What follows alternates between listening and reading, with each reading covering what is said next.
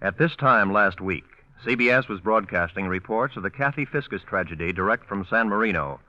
Because of improvised emergency conditions, communications between our master control room and the CBS newsmen at the scene were severed at 8:30, and we were unable to immediately continue broadcasting from the scene.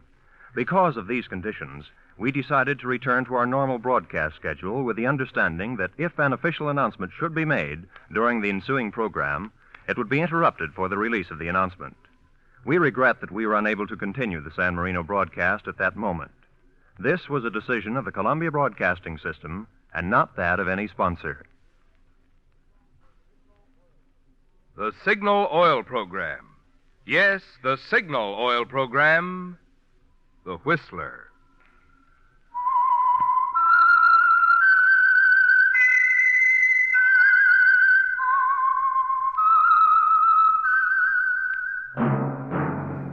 That whistle is your signal for the Signal Oil Program, The Whistler.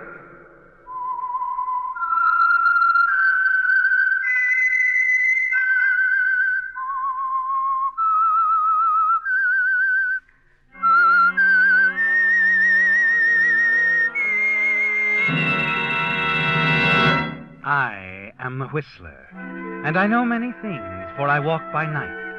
I know many strange tales hidden in the hearts of men and women who have stepped into the shadows. Yes, I know the nameless terrors of which they dare not speak.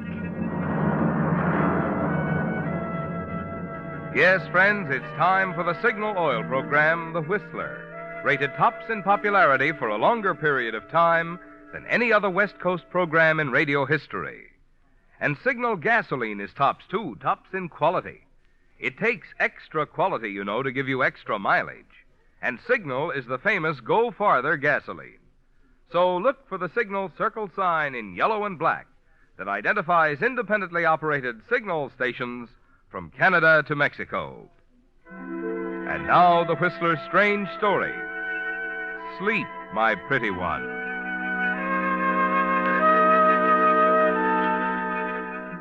A few months before, Jean would have dismissed the whole idea of having her fortune told as ridiculous. But with marriage to a handsome young doctor just around the corner, things like tea-room fortune tellers suddenly seemed important and exciting.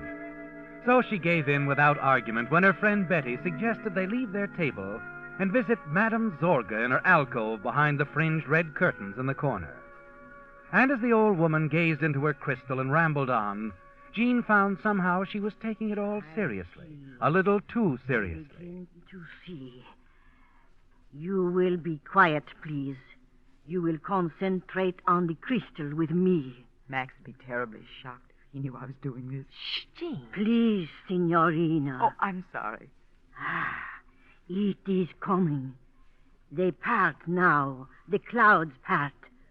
I see a number. The number 13. And now, the number 3. It is a date. The 13th day of the 3rd month. March 13th. I gaze deeper. Again the crystal clears. And I see the letter J. And now the letter V. Oh, your initials, Jean. J.V., well, how You can she see, I possibly... told you. Go on, Madame Zorga. I cannot go on. Oh, but there must be something. I have told you. The image fades. The clouds close in. The reading is finished. Is something wrong? Of course there is. Serves me right for falling for this hocus pocus. It is not hocus pocus, Signorina. If you must know, I will tell you. There is no future for J.V. after the 13th day of March. Why, that's this week. Never mind, Betty. Here you are, Madame Zorga. I better get back to the laboratory. It's late. And, don't mention this to Max, will you, dear? If he ever caught me going to fortune tellers, he'd get himself a new lab assistant and a new fiancée.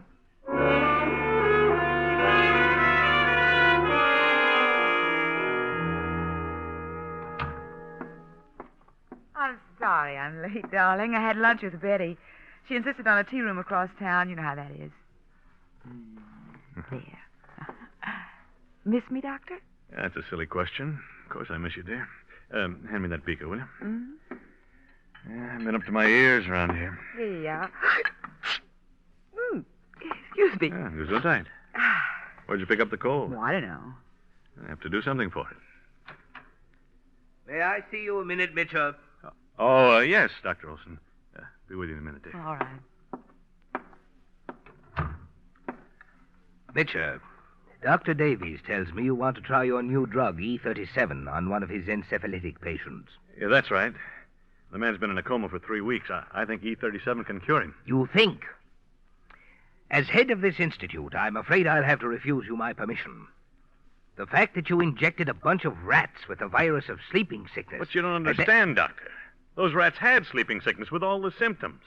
Double vision, sleepiness, fever. My drug E37 cured every last one. That doesn't mean it's safe for a human being. I'd hoped you'd remember the last hopeless patient it was tried on. How long did he last, Mitchell? Was it 10 seconds or 20? But I told you I found what was wrong. I've eliminated the toxic factor. Oh, you've eliminated the toxic factor. This institute will not experiment with human lives. I absolutely forbid you giving Davies this drug, and that's final.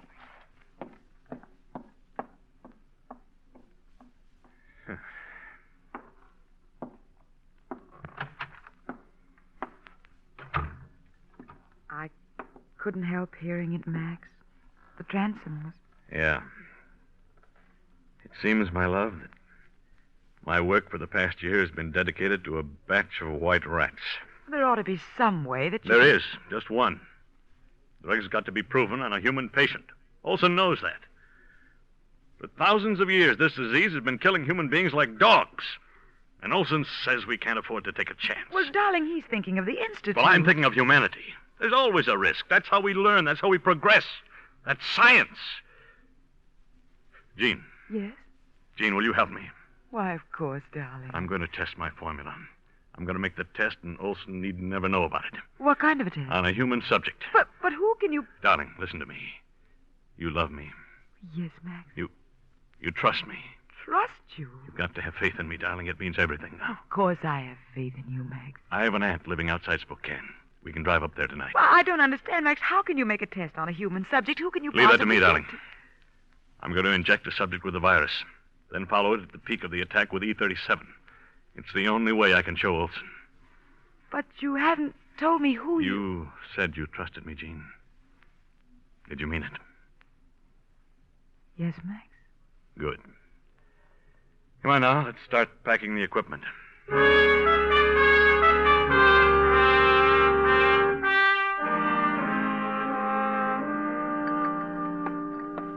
Careful with that vial, Jean. It'll take us days to reproduce that drug. I'm wrapping it in cotton. Excuse me. There you are, Max. Well, that ought to do it. And you can close up the bag. Now, hold still a moment, dear. Why? What are you... Oh! Just hold still. Max, what is this? I'm giving you a shot for that cold of yours. What? Can't have you sick at a time like this. I feel a little faint. Yeah, I know. It always affects you this way. There. That's why I didn't warn you. I don't like injections, Max. Why did you... I told you, dear, it's for your cold. You'd better have faith in the doctor, darling. Yes, Max, of course. Good. Feel better now? Yeah, I suppose so. Now, let's go then. It's a 5 or 6 hour drive, and Well, Max, aren't you going to leave word where we're going? Of course not. I don't want anyone to know where we are or what we're doing until it's over.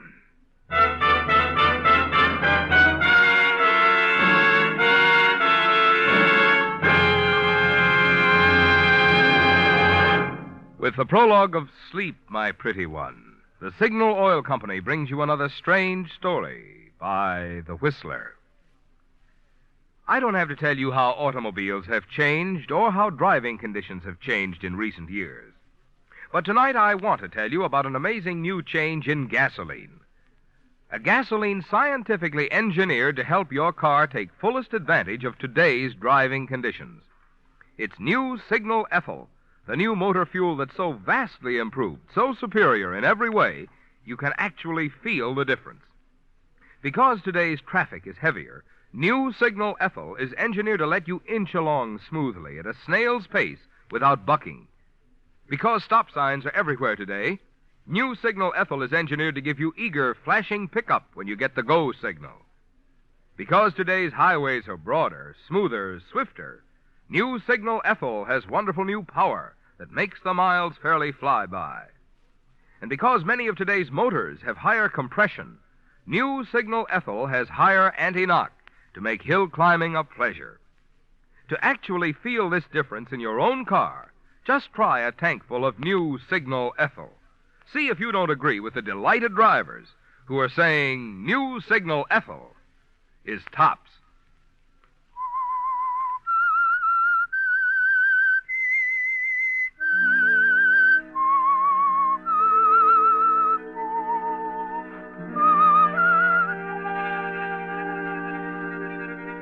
The decision is made, isn't it, Gene? And you're on your way now to the little farmhouse near Spokane, where it will be decided, rules or no rules, whether the contents of the cotton-wrapped vial in Max's valise are a life-saving drug or a deadly poison. You want to help Max now when he needs you most. But as you guide the car north through the chill March night, you can't help feeling uneasy as if something is terribly wrong. And in spite of your belief in Max, you wonder how far he'd go to prove his cure. And you find yourself thinking about the shot for your cold that Max gave you. You glance sidewise at him at the solid set of his jaw. Wonder who the human subject is he's so vague about. His almost fanatic zeal for his work. His determination that science must come before all else. What's the matter, dear? You're sure you're quite right in this? Huh? Well, I mean, if Dr. Olson were to find out, you'd lose your position. If I succeed, Olson won't matter much. I'll have offers from every institute in the country. And if you fail? He'll matter less. Oh! Look out! Max! Good Lord, Gene, watch the road. I don't know, Max. Well, what's the matter? But that car for a moment, I thought I saw two of them.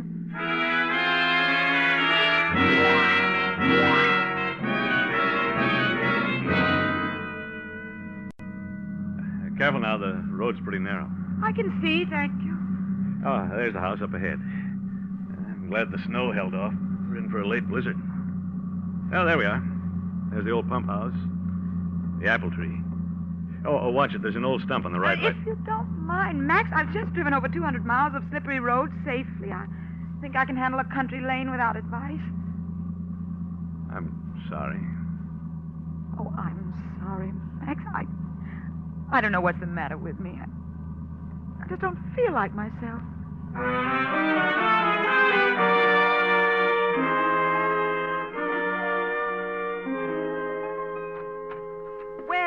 Well, this must be Jean. How do you do? Come in. I declare, Max, you got mighty good taste. Well, thank you. Now, don't bother. She can't hear you, Gene. What? She's stone deaf. Best just let her go on her way. She will anyway. Oh, I see. Come on to the kitchen. Got to get this stuff on ice. I'm glad we're warm together. I'm so drowsy. You're just tired, dear. I guess so. Oh, here we are. Same old icebox. Yeah, have to clear a place here at the back for the vials. You got 'em there? Right here. Max, I don't like to keep asking this, but Yeah? What is it? where do you expect to find anyone with sleeping sickness around here? I don't. What? Very simple. Since there are no cases of encephalitis at my disposal, there's only one answer. To create one. Max. To inject the subject with the virus. Then, after a good case is developed, use E37. But we're completely isolated here. Where can you find... I've already found the subject, Gene. Max! Gene, look what you've done. It slipped. I'm sorry. Why did it have to be this one? E37. Gene, the cure, my cure. Every bit of it was in that vial. Max, listen to me. Maybe it's better this way. Maybe you better forget about E37 and treat the patient in the ordinary way. Must be a hospital somewhere, Max. Don't be ridiculous. My E37 is our only chance. I injected 20,000 units of sleeping sickness virus. fatal dose. Yes, a fatal dose. We got to start work on another batch of E37 right now. Come on.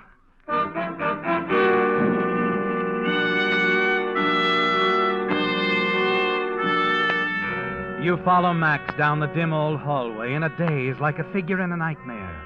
The kind where you run slowly as if through water trying to escape, while nameless shapes come closer and closer. And though you still refuse to believe, to recognize it, one of the shapes is fear.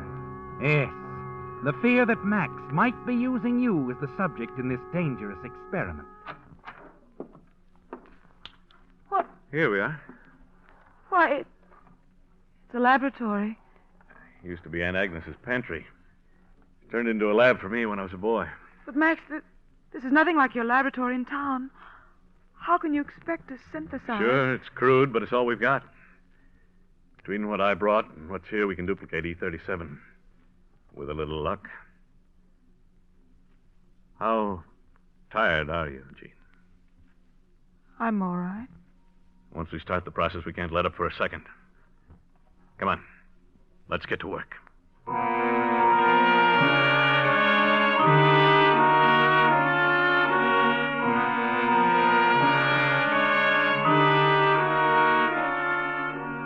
And so it begins, Jean. It's midnight when the two of you have straightened out the dusty laboratory, cleaned the glassware, the retorts, and Bunsen burners. 3 in the morning when the first solution is ready to run. Once more, you're sure your fears are groundless. Max loves you. He wouldn't think of using you, risking your life for this experiment.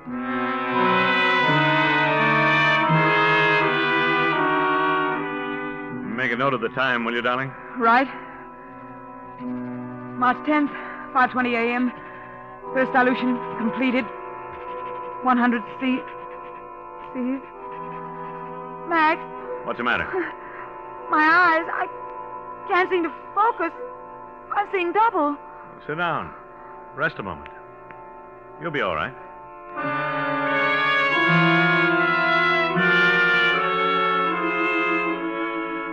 March 11th, 10:15 a.m. Fourth distillate, just coming off. It's March 12th, dear. You've lost a day somewhere. Of course. I don't seem to be conscious of time anymore.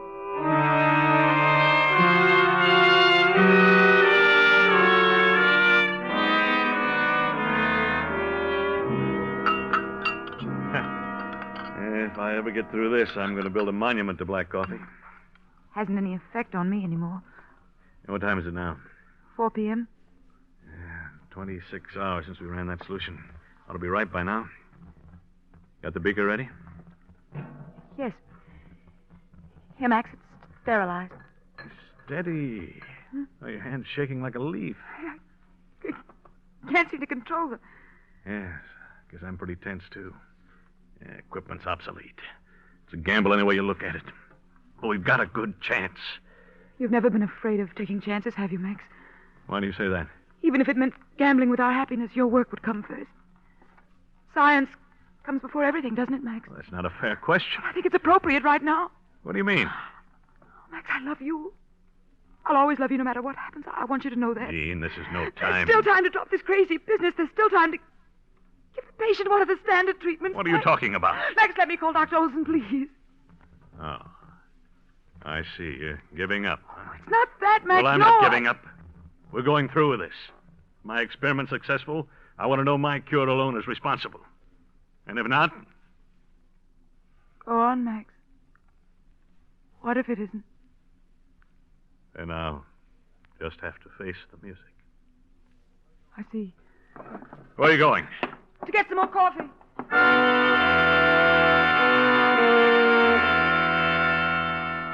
You're glad the telephone's at the other end of the house, that you'll have a chance to get the call through to Dr. Olson before Max has a chance to stop you. You wait for the operator to answer, trying to fit the words together in a way that will tell Olson the story without going too hard on Max.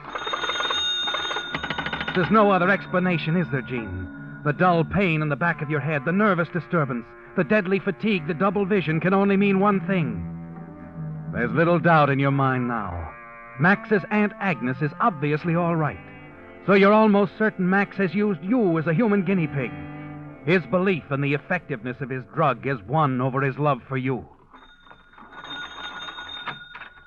Why, Gene, good land, you're not trying to make a phone call, are you? The line's been down for hours, count of the storm. Oh, no. Oh, you look all worn out, child. No wonder the way you two Wait, been working. listen to me, Alex. You better get Listen some to me, rest, Alex. child. I've never seen such dark circles under anybody's eyes. Listen. What's the matter, child? Why are you shaking me like that? I'll write a note. This paper and pencil by the telephone. Now watch. Agnes, watch. Well, what you writing? Huh? Oh. Max trying dangerous experiment. Stop him. It's life and death. Stop My him, life my and death. land, Do you child. understand It's life that? and death. I wouldn't dream of such a thing. Ain't ever interfered with his doings, not even after time he and I blew outside the barn. Please, it means a life. Rest of the My family life, was and always Agnes. at him for one thing or another, but not me. That's science, you know. Max says that's the way we learn. Gene, wait.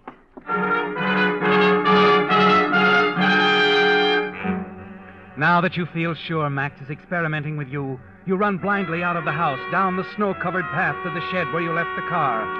There's only one way now, Gene.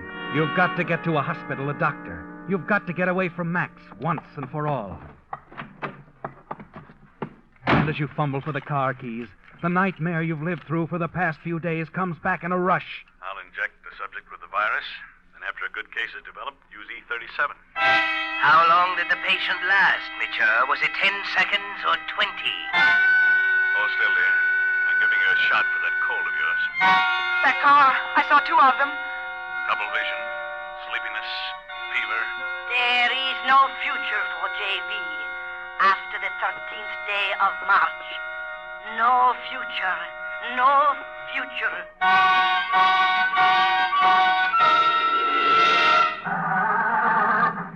Why don't you stop? Please. Gene, Look. what on earth are you doing out here? Where do you think you're going? Thought if I could reach Dr. Olson, I wanted to get some help. There's no help outside. Only here. Where's the oxalate? On the top shelf of the cupboard. Yeah, I looked there. You'd better come and show me. All right, Max. I'll come.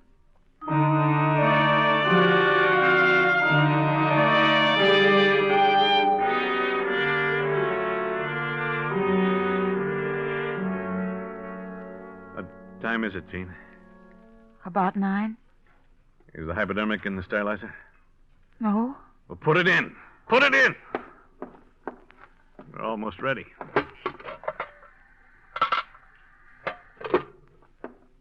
Now, where are the notes? Notes?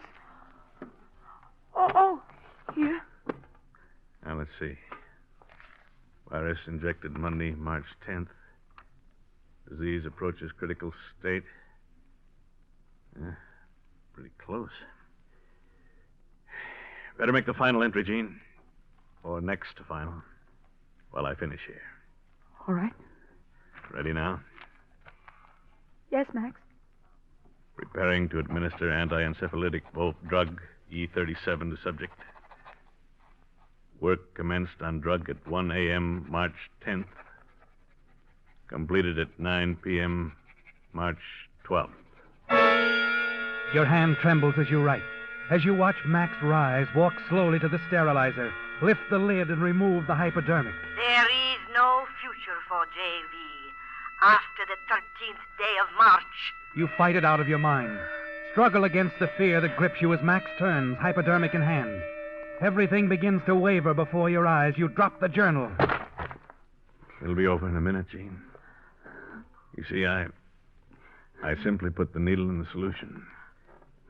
Release the plunger. No, Max. Please. Gene!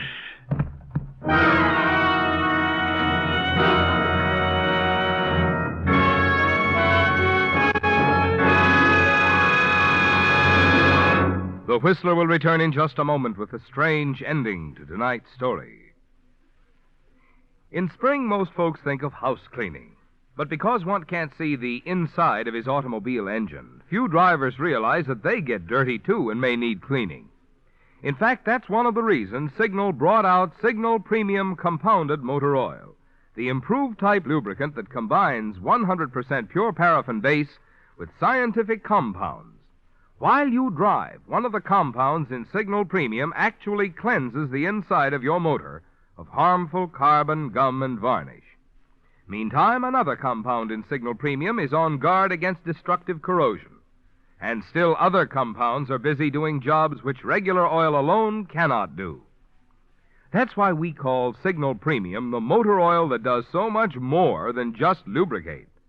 And it's why drivers who want to keep their motors young are switching to Signal service stations, switching to Signal Premium Compounded Motor Oil.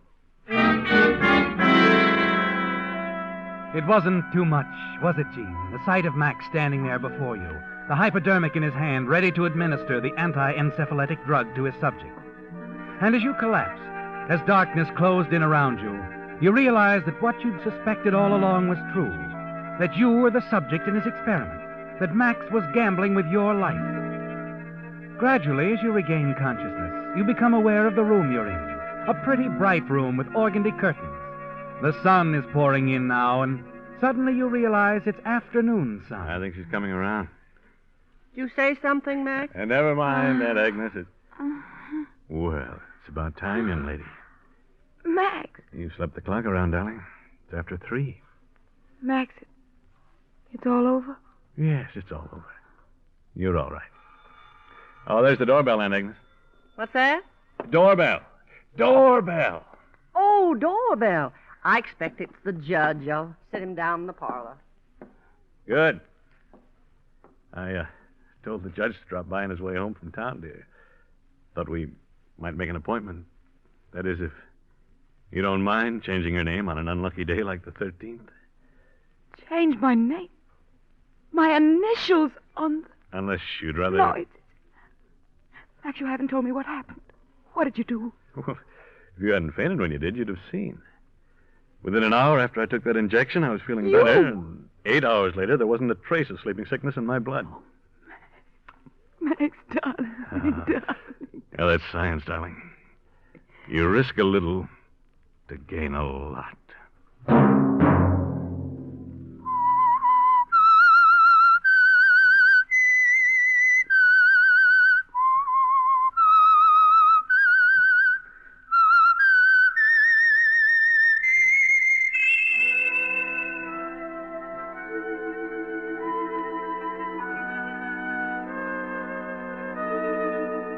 Let that whistle be your signal for the Signal Oil program, The Whistler, each Sunday night at the same time. Brought to you by the Signal Oil Company, marketers of Signal gasoline and motor oil, and fine quality automotive accessories. Signal has asked me to remind you, to get the most driving pleasure, drive at sensible speeds, be courteous, and obey traffic regulations. It may save a life, possibly your own.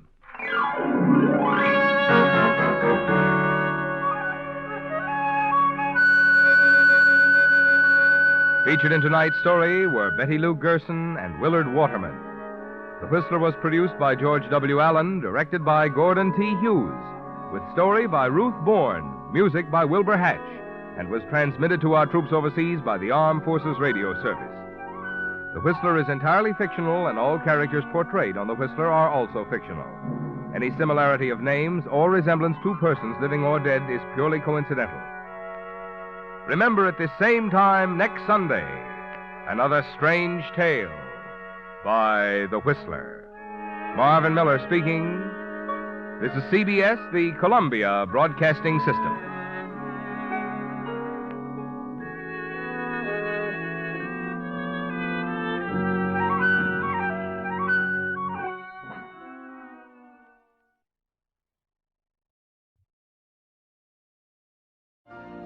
You've been listening to the OTR Gold Network. Find more classic radio at otrgold.com.